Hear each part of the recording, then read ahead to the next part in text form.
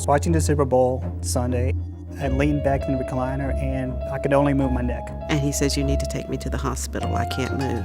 I was diagnosed with MS a year and a half ago. Because of my MS, I have flare-ups every once in a while.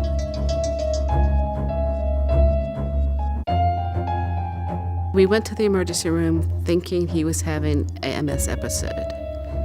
And it wasn't long after we were there that they mentioned pneumonia. They hospitalized him.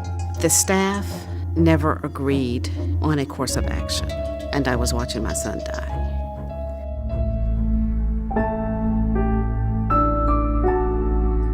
I came to Duke Raleigh because they're really trusted by my family.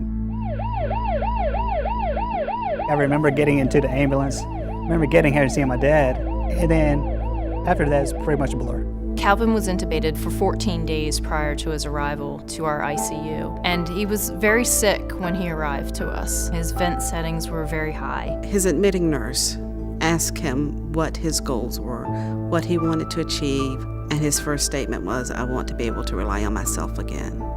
And she wrote it on the board so he could look at it every day. They knew what his goals were, he knew what his goals were, and they all worked to achieve those goals. From the very first day, he was told, "We're going to get you out of bed." In the past, patients like Calvin would be sedated heavily just because they were intubated on the ventilator. And now Duke Raleigh Intensive Care Unit initiated an early progressive mobility program for intensive care patients to get the patient out of bed to walk. What the research has shown is that it decreases the length of stay, decreases mortality rates, decreases intubation days. We'll count to 3, and then we'll help you to stand.